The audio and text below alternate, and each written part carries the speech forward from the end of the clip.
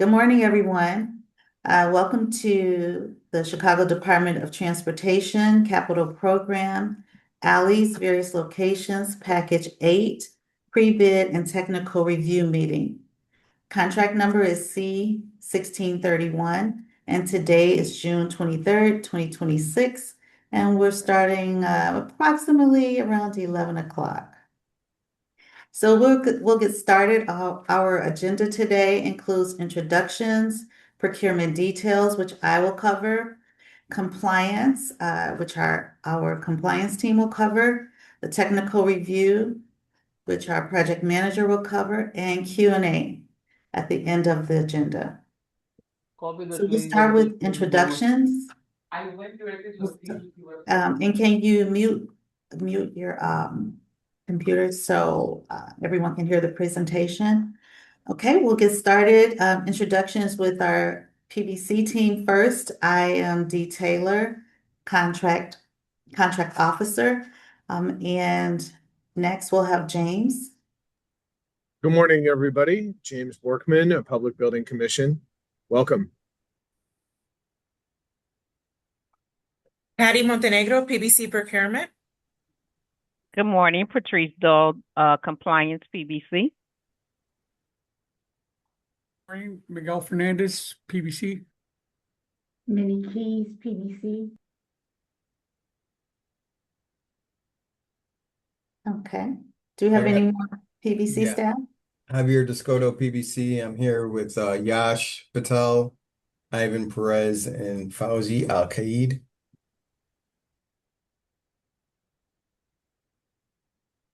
Okay. If that's it for our PBC staff, next we'll have our CDOT team and partners. Benal Cox, Connect.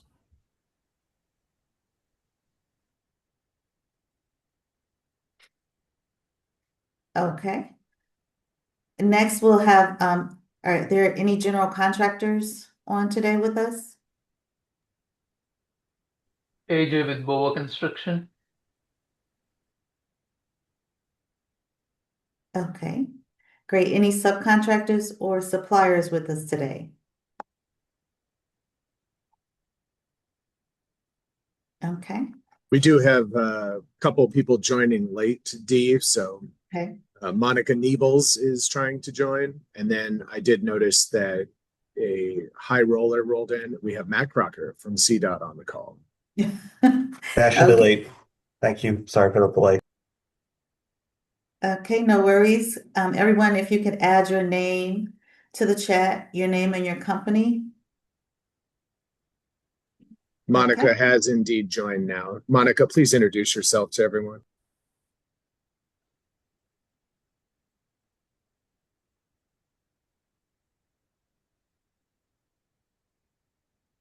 We can't hear you if you are speaking, Monica. You may be on mute. We'll work on it. You can continue. Okay. Thank you, everyone. So I will start with the procurement details for the project. I'm going to overview. The project includes 7 locations. Project number 22941 is West Berenice Avenue in Ward 30. Project number 22942 is North Lockwood Avenue in Ward 31. Project number 22943 is West Waveland Avenue in Ward 35. Project number 22944 is West Glen Lake Avenue in Ward 40. Project number 22945 is West Wellington Avenue in Ward 44. Project number 22946 is West Bryn Mawr Avenue in Ward 48. And project number 22947 is North Rogers Avenue in Ward 49. The project overview includes a general scope of work. The project includes reconstruction of alley sewers, subgrade and pavement utilizing recycled construction materials and methods implemented by the City of Chicago, full depth alley pavement reconstruction. In addition, the work includes proper handling and disposal of on-site material, Portland cement concrete base course, hot mix asphalt surface course, sewer and drainage structures, sewer cleaning and televising, vortex restrictors, concrete curb and gutter, concrete sidewalks and ADA ramps, various depths, concrete driveways, concrete garage aprons, concrete alleys, pre-molded rubber speed bumps, permeable concrete block pavers for West Wellington Avenue, project number 22945 specifically, bedding and void opening aggregates for permeable concrete block pavers, geotechnical fabric, topsoil, and hydraulic seeding. The contractor will be required to prepare a phasing and logistics plan within 30 days of the notice to proceed, also the NTP, for review and approval by both CDOT and PBC prior to the mobilization and commencement of any work. Contractors shall provide critical submittals, including sewer and drainage structures and pavers as applicable, within 30 days of issuance of the NTP. On-site construction work at each alley location must be completed within 45 calendar days from commencement of work for alleys without concrete block pavers and 60 days for alleys that include concrete block pavers. The time of completion, we have a chart here with the milestone descriptions. So schedule milestone number 1 includes pre-construction, including construction submittals, material and equipment procurement, schedule preparation and issuance, mobilization, utility coordination, and CDOT OUC permitting for all alley locations, projects 22941 through 22947. You can start no sooner than July 14th, 2026, and must be completed by August 31st, 2026. Substantial completion includes alley reconstruction and associated work for projects 22941 through 22947. The contractor can start no sooner than August 3rd, 2026, and must complete it by November 27th, 2026. Work may commence upon completion and acceptance of any prerequisite milestones. Schedule milestone number 2 includes new landscaping. The contractor can start no sooner than October 1st, 2026, and it must be completed by November 27th, 2026.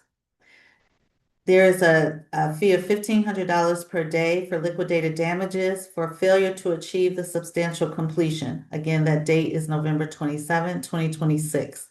There is a $500 per day for a charge for liquidated damages for failure to achieve scheduled milestone dates, either one of the two scheduled milestones. The availability of documents for this project, we have it in a few places. The PBC Current Opportunities page, the website address is listed on the screen. We also have it in our online plan room with our printer, which is Springer Blueprint Services. The contact information is listed. Here, there's a contact name, which is David Drenner, phone number and address, and also an email address is listed on the screen. The documents include both Book 1, which is an introduction, includes the general project description, an overview, submission requirements, and a few highlights are the bid form, the MBE, WBE, and EEO goals, and the community area map. Book 2, and just to mention for the community area map, that is going out in an addendum. Today, you should receive it. If not, if you haven't already, you will receive it shortly in your inbox if you're signed up for our PBC alerts.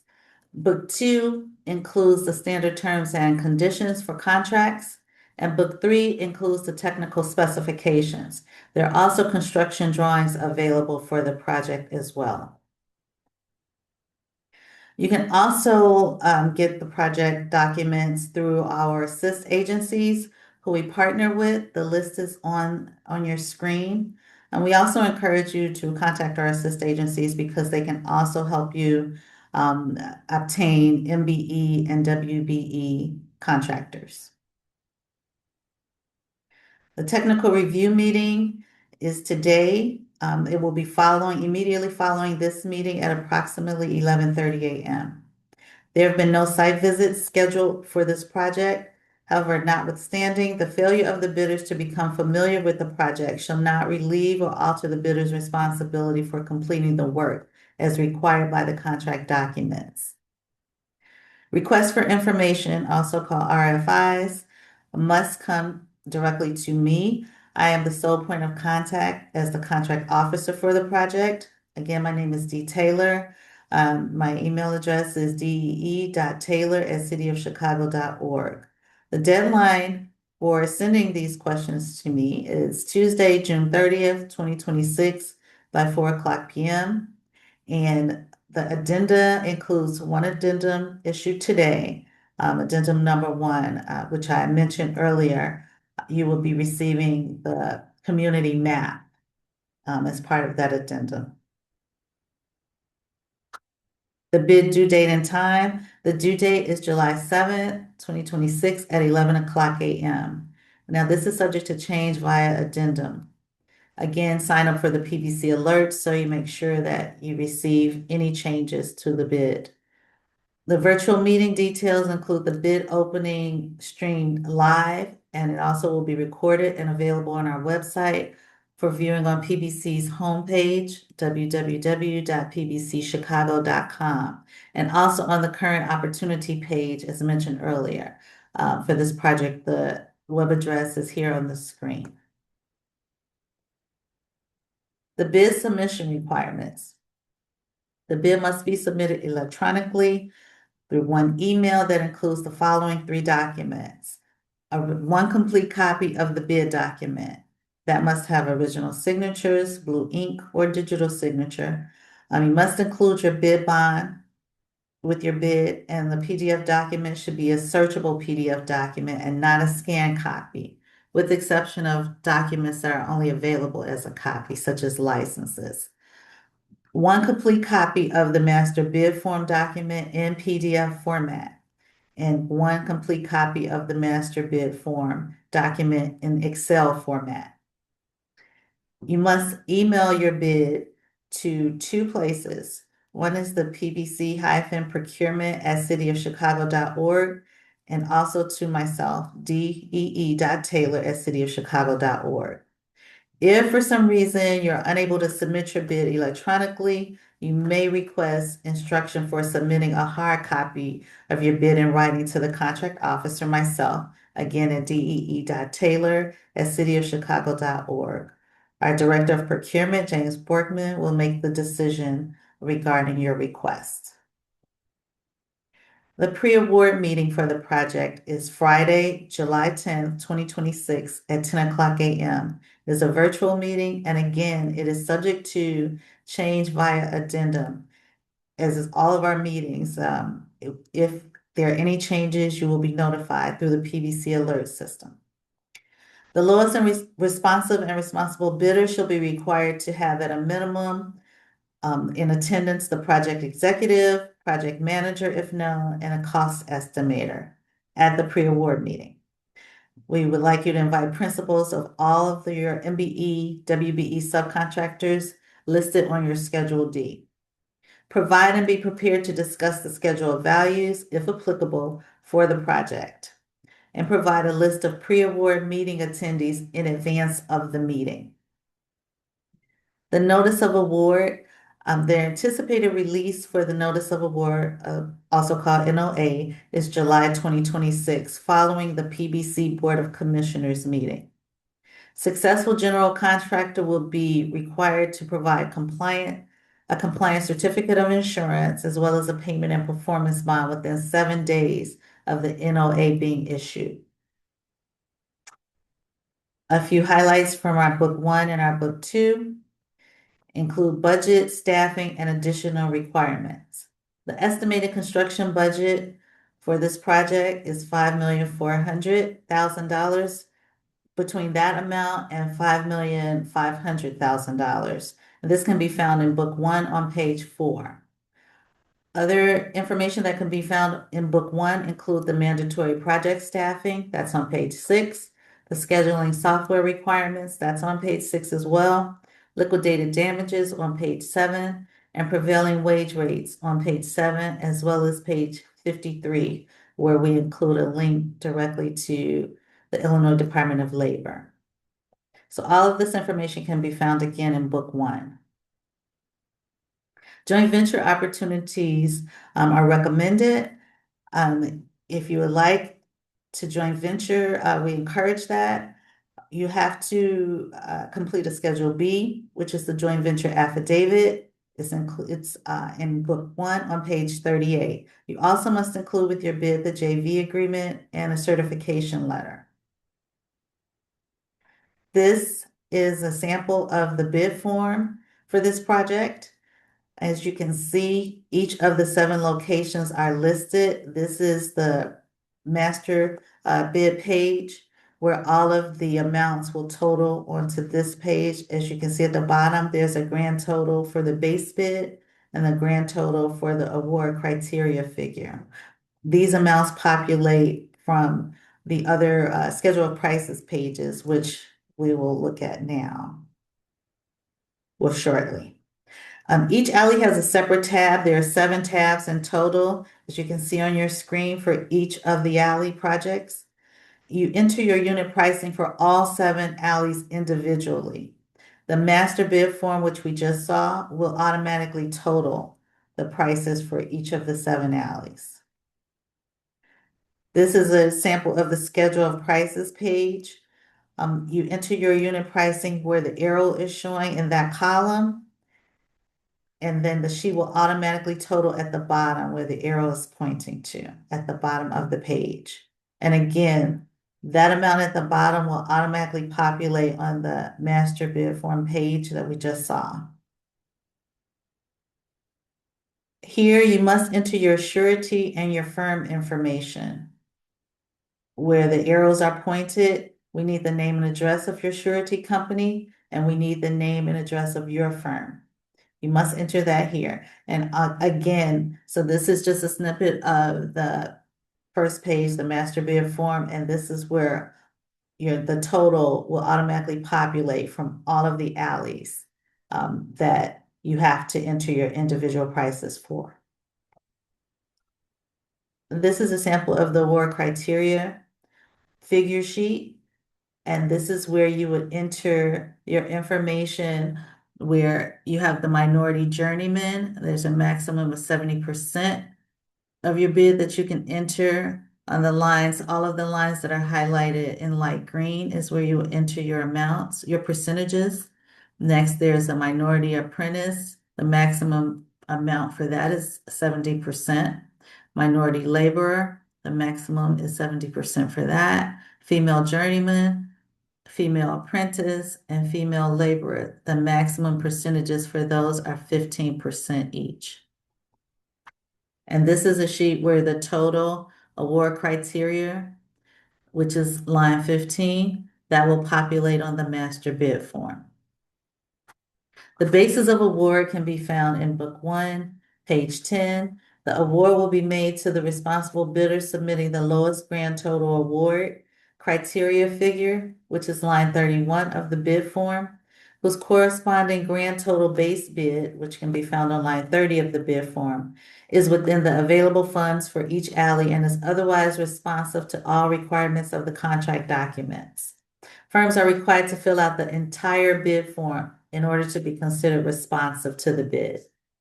The Commission reserves the right to reject any and all bids wherever such rejection is in the best interest of the Commission. Bids that the PBC considers to be materially unbalanced will be rejected. The next part of our presentation includes our compliance team, and I believe our Director of Compliance, Patrice Doyle, will take over this part of the presentation. Thank you, Dee. Patrice. Good afternoon, everyone. So the goals for this project is 26% MBE participation, 6% WBE participation.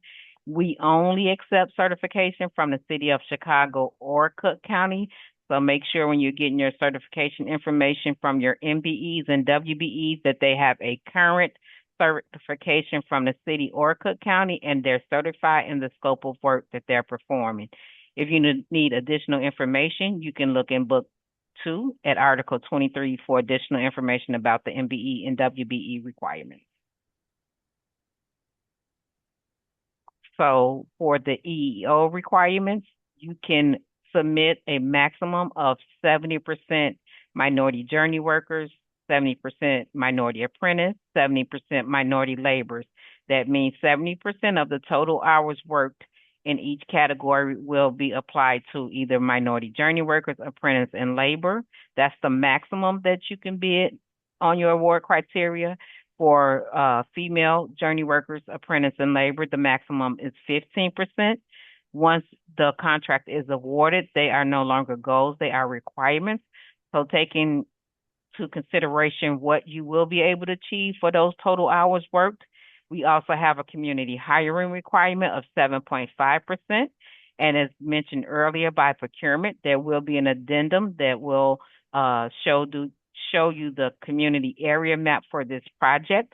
So once you receive that addendum, 7.5% of the total hours worked on this project should come from that community area.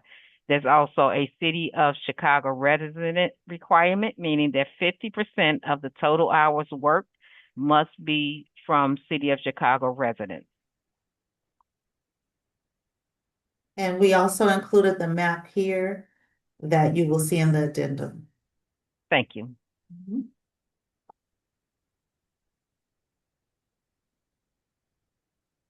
So PBC, we use B2G now for our payment tracking system for our MBE and WBE compliance monitoring. Established business, if your MBE or WBE is an established business, once you receive the certification from City of Chicago or Cook County, make sure that if they are, it may be by category, the trade that they'll be performing. So they'll receive 75% credit, 50% credit, 25% credit. It depends on the status of their established business, how much credit they will receive as MBE or WBE contractor. Manufacturers receive 100% credit, suppliers only receive 60% credit, and brokers receive 0% credit. You must submit a Schedule D as well as a Schedule C with your bid package. The Schedule D should be completed by the general contractor, and this is the credit amount. So as I mentioned regarding established business, if you have an established business that's an MBE and their certification says that they should receive 75% credit, their actual contract value would go on a Schedule C. For example, if it's $100,000, that will appear on a Schedule C, but the credit amount will appear on a Schedule D. So only $75,000 will appear on the Schedule D. Similar to the supplies, if you have a MBE or WBE that is a supplier and their contract value is $100,000, the total contract value should appear on the Schedule C, and the credit amount appears on the Schedule D, which would be $60,000. So make sure when you're meeting your 26% MBE and your 6% WBE, that it is the credit amount that you will receive to reach that 26% MBE as well as that 6% WBE. This is the Schedule C that is typically completed by the subcontractor. Just note again, the total contract value for the MBE or WBE should appear on the Schedule C. On page 2, there is a subcontracting level section. If a contractor is subbing out any work, not supplies, but any work to be performed on this project, you must identify that percentage of work. If it is a non-MBE or WBE, let's say it's 10% that they're subbing that work out to, that credit amount will be different on the Schedule D. So if their contract value is $100,000 and they're subcontracting out 10% to a non-MBE or WBE, $90,000 for that credit should appear on the Schedule D. If they're subletting work to an MBE or WBE, they shall receive 100% credit. If awarded the contract, additional information will be required.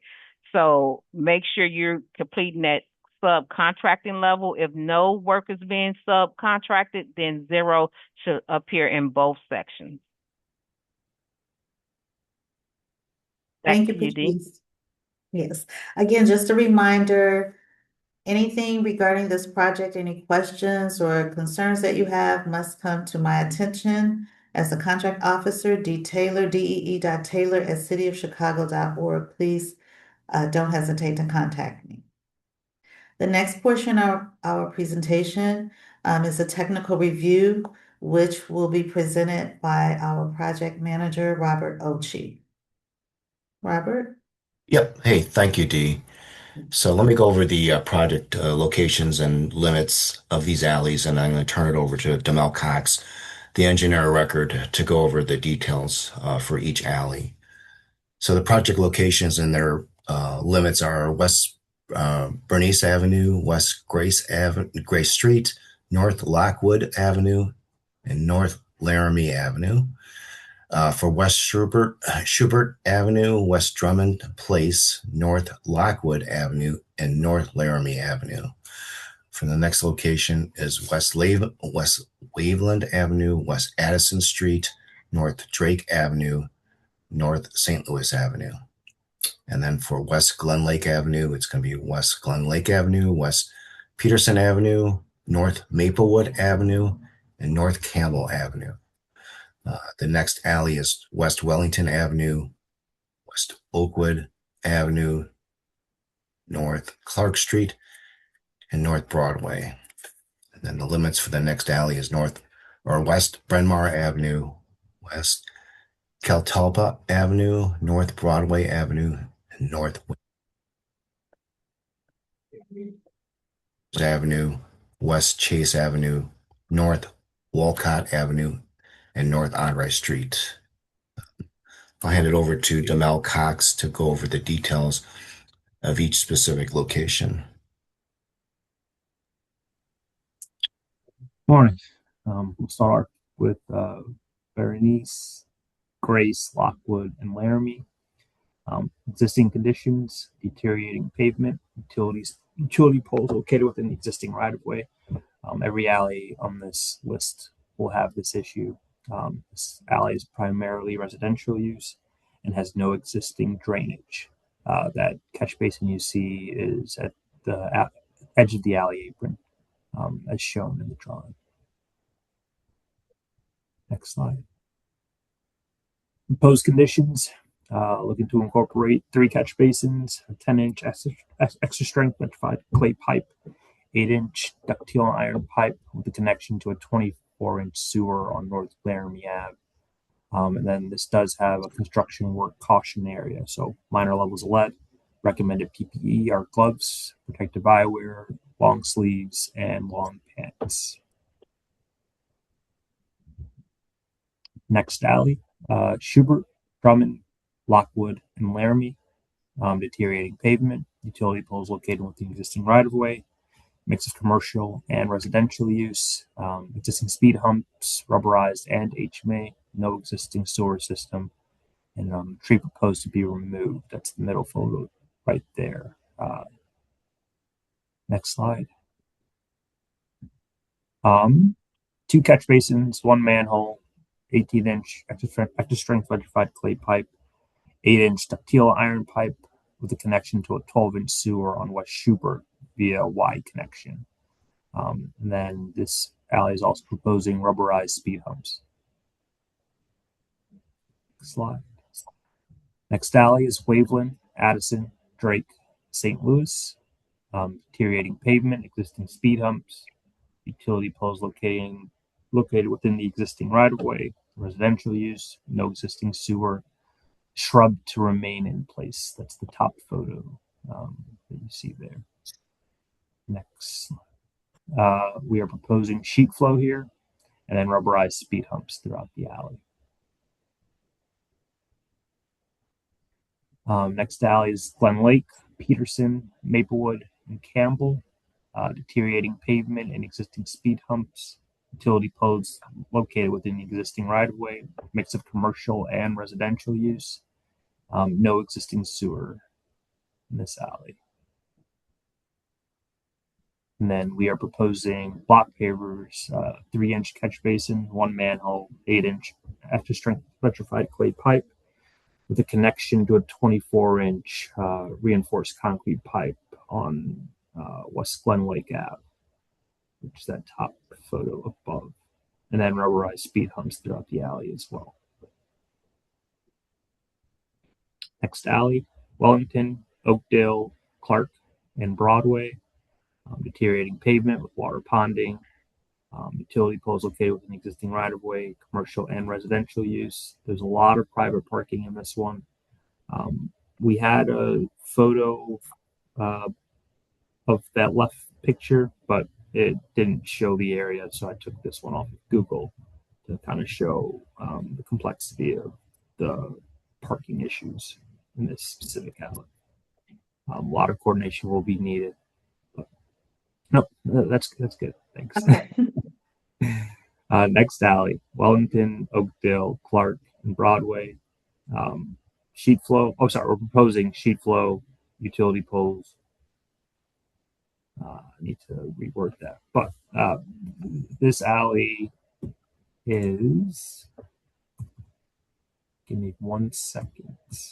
Looks like. You want me to go back, Samuel? No, looks like there was a fluke on this one Okay. slide. Okay.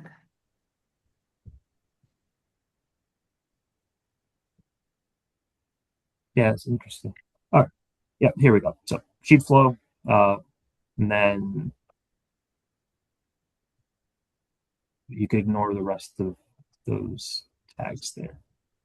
But that's the proposal for this alley. Next alley. Bryn Mawr, Catalpa, Broadway, and Winthrop. Deteriorating pavement along with pavers. Water ponding throughout the alley. Utility poles located within existing right-of-way, and a mix of commercial and residential use here as well. And then we're proposing concrete block pavers for this alley and reusing the existing sewer system that is there. Next alley is Rogers, Chase, Walcott, and Honor. Deteriorating pavement with water ponding. Utility poles located within existing right-of-way, primarily residential use, and then encroaching fences in the right-of-way. Next slide. We're proposing 5 catch basins, 2 manholes, 8-inch extra strength electrified clay pipe, 12-inch ductile iron pipe, 8-inch ductile iron pipe with a connection to a 54-inch sewer on North Walcott, and then another one to a 15-inch sewer on North Honor, and then proposing speed humps as well. Thank you, Robert and DeMille. We've now reached the end of our meeting, and we're opening the floor for Q&A. Are there any questions for any of the presenters?